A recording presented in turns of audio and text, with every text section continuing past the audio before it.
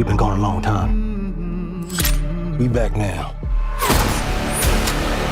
Welcome to MsMojo, and today we're sinking our teeth into Sinners. A few spoilers will follow. I garnered a great appreciation for just how great the music was. For all of the online chatter demanding fresh ideas, IP fuels the box office. When an original project does come along, audiences don't always show up. Hola. That thing doesn't understand a word you're saying. We're talking. With a Minecraft movie topping the charts 2 weeks in a row, the argument for originality grows harder to justify. During its third weekend, though, Minecraft fell behind another Warner Brothers film, Ryan Coogler's genre-bending vampire picture, Sinners. With all the things that I've seen,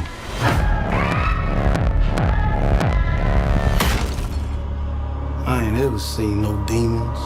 Taking in $48 million, Sinners had the best opening weekend for an original movie since 2019's Us. On Saturday alone, 61% of patrons purchased tickets on the same day. With encouraging walk-up business, positive word of mouth, and an A CinemaScore, a first for a horror movie, Sinners should have lengthy legs heading towards its break-even point of $170 to $185 million. You keep dancing with the devil.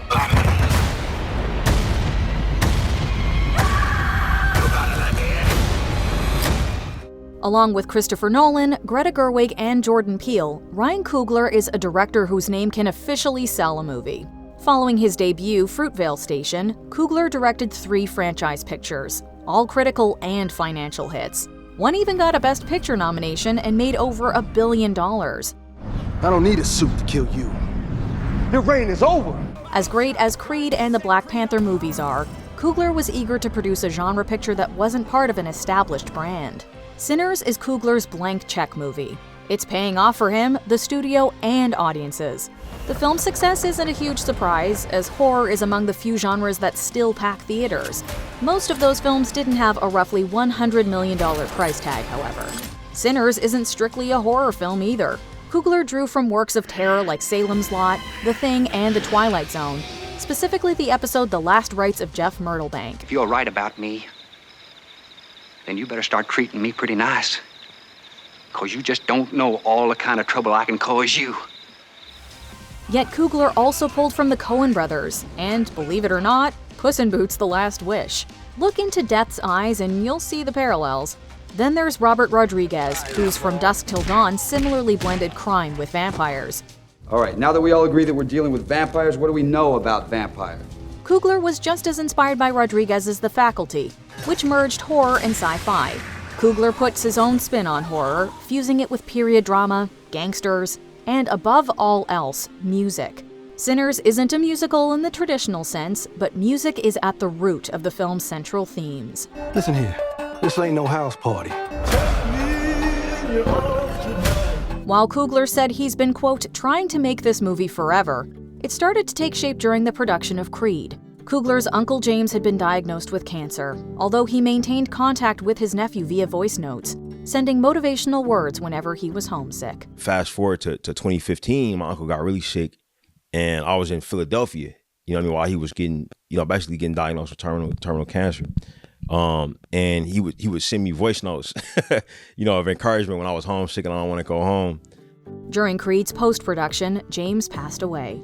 Coogler felt guilty that he wasn't there when his uncle died, compelling him to go home in more ways than one. James was from Mississippi, which provides the backdrop of Sinners during the Jim Crow era. Just as integral to shaping the narrative, James introduced Coogler to the blues. Coogler once thought of the blues as, quote, old man music. After losing his uncle, though, the blues allowed Coogler to reconnect with him. I would play these blues records, that I just associated with it was like old man music to me. You know what I mean? I would play them with a newfound perspective, and I would kind of conjure my uncle, it would feel like, James and the blues remained on Coogler's mind while making Wakanda Forever, a film about grief. This provided a natural segue to Sinners, Coogler's love letter to his family, the blues, and genre filmmaking. Although his uncle and grandmother were from Mississippi, much of Coogler's family left the South during the Great Migration. Many African Americans understandably moved to avoid suffering and pursue better lives. African American history will forever be rooted in the South, however. Mississippi, for example, gave us the Delta blues. And I didn't know this going into making this movie, but I found that, there's a legitimate argument to be made that Delta blues music is America's most important contribution to global popular culture.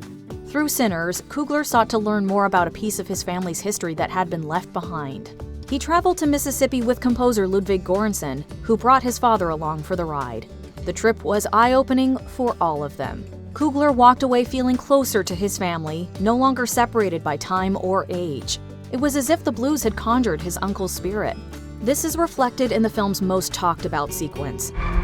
This gift can bring fame and fortune. Will somebody take me in your eyes? But it also can pierce the veil between life and death. Where Miles Caton's Sammy summons musical spirits across space and time.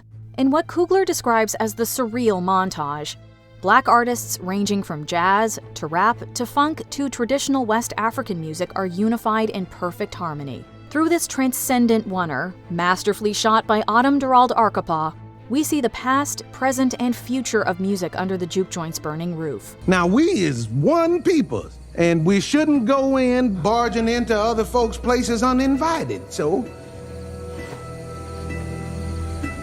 we've been in and out of here all day.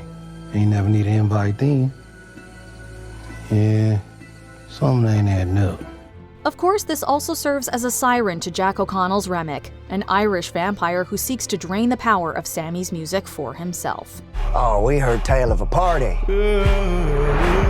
One can draw parallels to cultural appropriation, mirroring how numerous white artists have adopted the music of the African diaspora, in turn erasing its origins. Although Remick wants his stories, he also sees Sammy's powers as a way to reconnect with his own people.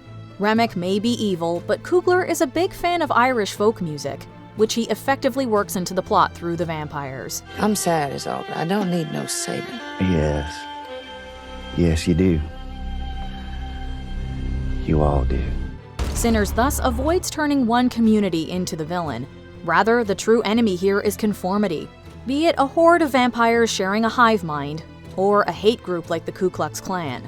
Our heroes aren't just fighting for self-preservation, but the survival of their community and individual identities. Come on, open the door, let on out of here. Stay. It's you? Of course it's me, open the door. That ain't your brother. With a title like Sinners, religious allegories are also prevalent. After Sammy survives the hellish night, his preacher father asks him to renounce his godless music. Sammy can't, seeing organized religion as another shade of conformity. That doesn't mean the film is anti-religion. Christian symbols like holy water and crosses are often used to fend off movie vampires.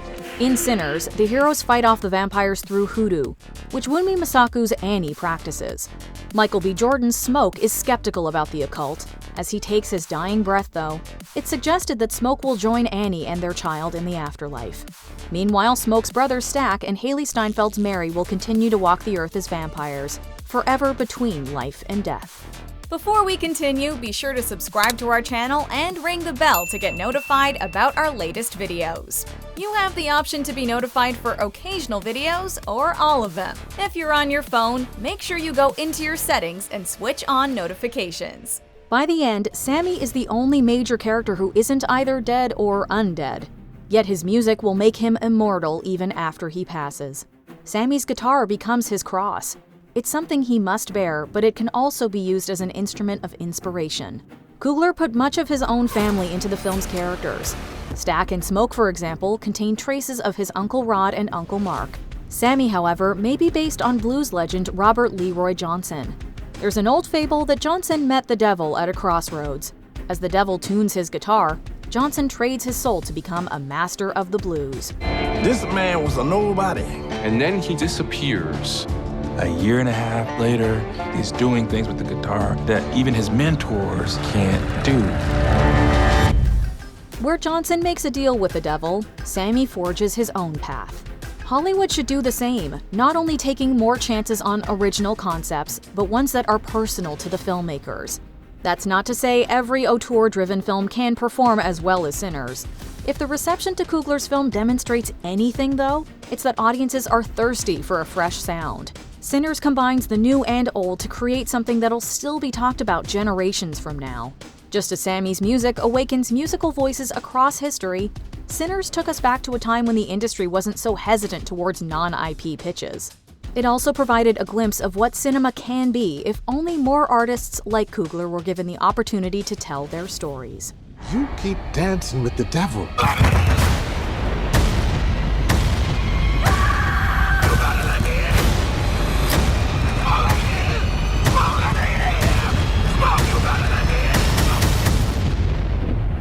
One day he's gonna follow you home. What did you think of Sinners? Let us know in the comments. Y'all ready to drink? Y'all ready to sweat till y'all stink? You want some?